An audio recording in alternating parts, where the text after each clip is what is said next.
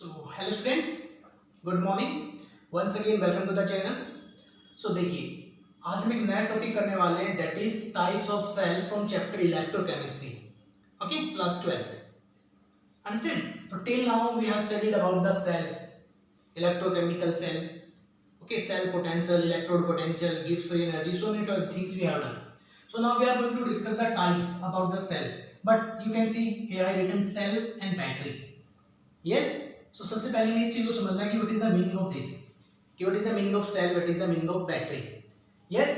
तो सबसे पहले हमें इसी को समझना है कि व्हाट इज सेल. सेल होता क्या है बेटा? यस, सेल क्या है एक्चुअली में? क्या है? डिवाइस ही तो है. Device which convert chemical energy into electrical energy and vice versa, electrical into chemical. Yes, that is the cell, na? And the combination of cell plus cell, if we combine a number of cells, that is called battery. Okay, यहाँ तक समझ में आया difference कि cell क्या हमारे पास एक device है which convert chemical energy into electric and electrical energy into chemical, and the combination of different number of cells, a number of types of cells is known as battery. But कई बार क्या करते हैं कि एक cell को भी battery बोल देते हैं. अंडरस्टैंड कि एक सेल को ही बार बार क्या बोला जा रहा है? बैटरी बोला जा रहा है. सो अभी आपने एक साइड में आपको डायग्राम भी दिखाई दे रहा होगा. यस.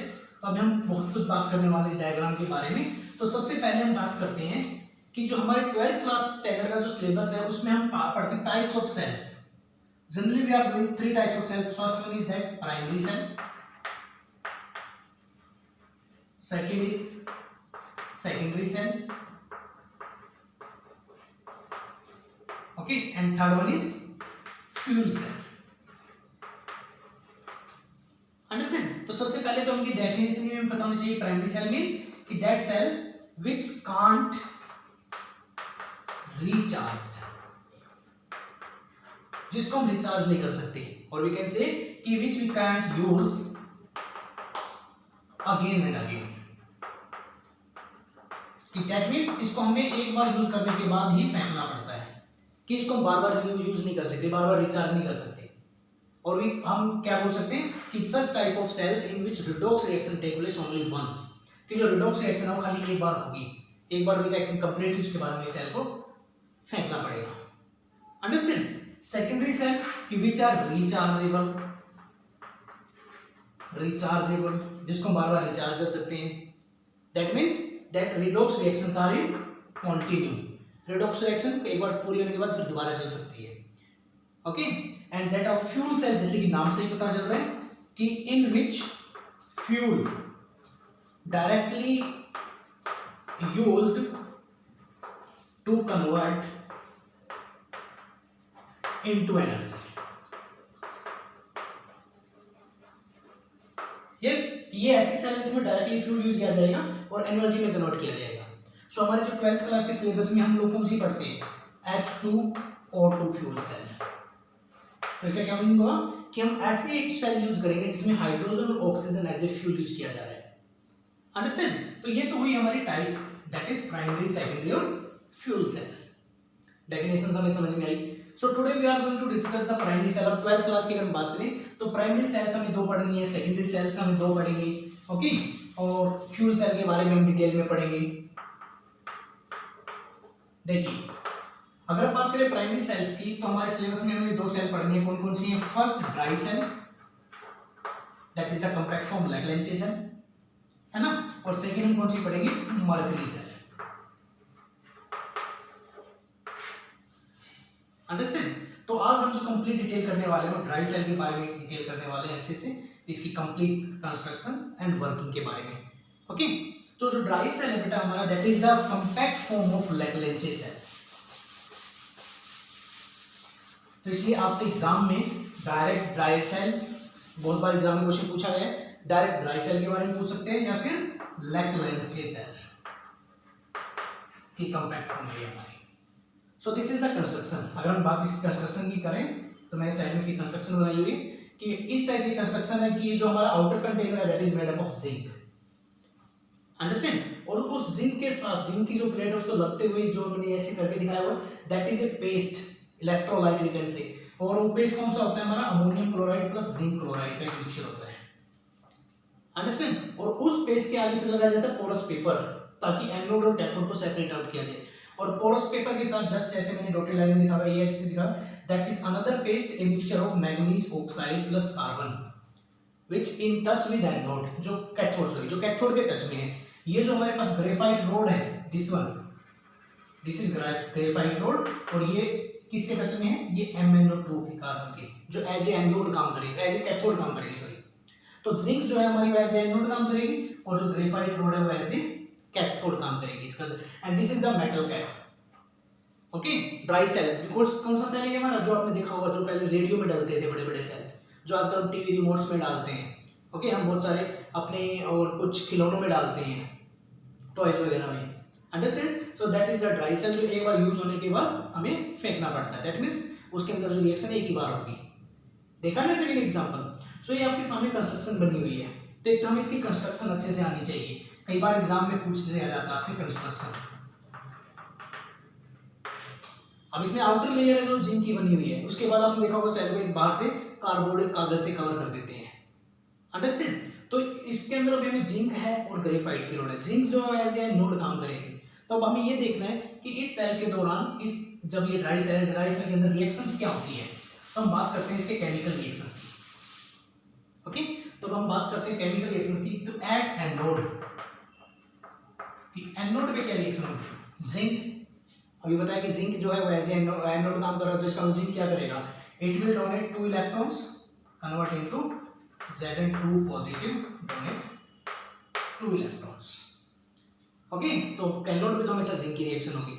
नाउ दीस 2 इलेक्ट्रॉन्स, अब इन 2 इलेक्ट्रॉन्स को यहाँ इस पेस्ट से पास होकर जाना है।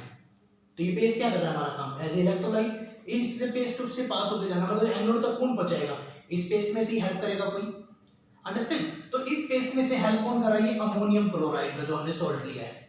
Ammonium chloride will break, ammonium chloride जो हमारा है उसका जो ब्रेक डाउन वो कैसे होता है, वो होता है NH4 positive plus Cl negative. तो ये अमोनियम क्लोराइड का हमारा ब्रेक डाउन है, अमोनियम आयंस बनते हैं, वो अमोनियम आयंस उन इलेक्ट्रॉन्स को लेकर एनोड तक पहुंचाएंगे, एनोड तक पहुंचेंगे। तो मैं पहले अमोनियम आयन को ही लिख देता हूं कि जो अमोनियम आयन है that will take electron, yes. तो अगर बात करें इसको मैं लिख देता हूं, ये हमारी कैथोड की रिएक्शन है। ये कौन सी रिएक्शन है हमारी, कि एट कैथोड, ये कैथोड की रिएक्शन है। कैथोड पे क्या हो रहा है कि जो अमोनियम आयन थे वो इलेक्ट्रॉन ले रहे हैं, बट आप देखोगे इलेक्ट्रॉन कितने हैं, 2। यहाँ पे अमोनियम आयन कितना, एक इलेक्ट्रॉन तो इसने ले लिया, तो इसका मतलब इसको बैलेंस करने के लिए क्या करना पड़ेगा, हमें 2 चाहिए, तो अमोनियम आयन भी हमें 2 चाहिए। तो अमोनियम आयन क्या करता है, देखो अमोनियम आयन में क्या होगा, positive charge, it will accept the electron, it will give hydrogen, क्योंकि इसमें एक एक्स्ट्रा हाइड्रोजन जुड़ा हुआ है, तो ये किसमें कन्वर्ट हो जाएगा, NH3 अमोनिया बन जाएगा हमारा, यहाँ पर एक हाइड्रोजन को बाहर निकाल देगा। इसी तरह दूसरा अमोनियम भी यही करेगा, है ना। तो यहाँ पर हमारे 2 अमोनिया बन जाएंगे, 2 हाइड्रोजन निकलेंगे। और हमें पता है कि जो हाइड्रोजन है हमेशा वो मॉलिक्यूलर फॉर्म में एग्जिस्ट करता है, तो यहाँ से भी क्या बना हमारे पास, तो 2 तो अमोनिया बने, ये मैं ऐसे लिख देता हूँ, 2 तो अमोनिया तैयार हो गए हमारे, और साथ में एक हाइड्रोजन निकल आया इसमें से। बट उस हाइड्रोजन को ऑक्सीजन कहाँ से, ऑक्सीजन हमने साथ में MnO2 लिया हुआ है, वो हाइड्रोजन क्या करेगा, इस MnO2 में से, इसको भी बैलेंस करने के लिए 2 लगा देते हैं, इस यहाँ से जो हाइड्रोजन निकलेंगे 2, वो इस MnO2 में से ऑक्सीजन लेकर यहाँ पे वाटर की फॉर्म में कन्वर्ट हो जाएंगे। मतलब H2 ने क्या किया, आते आते रिलीज होते हुए हाइड्रोजन यहाँ से अपने आसपास ऑक्सीजन लेकर आया बाहर। अब देखिए यहाँ पर मैग्नीज 2 थे, ऑक्सीजन कितने हुए, 4। तो जब मैग्नीज 2 उतना ही ऑक्सीजन एक ऑक्सीजन हाइड्रोजन के साथ चला गया, तो ऑक्सीजन बचे कितने पीछे, 3 ही तो रह गए ना। तो उस ऑक्सीजन को हम कैसे लिख सकते हैं, अब इसको हम कैसे लिख सकते हैं, Mn2O3, अंडरस्टैंड। देखिए मैग्नीज तो 2 ही है, तो इस तरीके में ऑक्सीजन 4 थे, एक ऑक्सीजन चली गई हाइड्रोजन के पास, तो अब कितनी बची, 3। So this is the reaction of cathode. तो इन इलेक्ट्रॉन्स की वजह से हुआ जो हुआ, लेकिन इन इलेक्ट्रॉन्स को एनोड तक कैथोड तक किसने पहुंचाया, अमोनियम आयन ने। अमोनियम आयन ने सारा रोल प्ले किया कि अमोनियम आयन ने हाइड्रोजन दिया उस हाइड्रोजन ने क्या किया, इसमें से ऑक्सीजन निकाल ली, दैट मीन्स मैग्नीज ऑक्साइड्स का उसने रिडक्शन करवा दिया। यहाँ पे हुआ क्या, रिडक्शन हुआ है, अंडरस्टैंड, यहाँ पे हमारा रिडक्शन हुआ है, +4 ऑक्सीडेशन स्टेट से +3 ऑक्सीडेशन स्टेट में आ गया, अगर उनकी ऑक्सीडेशन स्टेट निकाल कर देखेंगे। तो इस तरीके से बेटा हमें एक इनकी रिएक्शन याद करनी है अच्छे से, क्या है आपसे एग्जाम में बहुत बार पूछ ली जाएगी, write the reaction in dry cell at cathode, write the chemical reaction in dry cell at anode, which reaction take place at anode और cathode in dry cell, understand. तो एक तो हमें रिएक्शंस को समझना है, अंडरस्टैंड, ओके।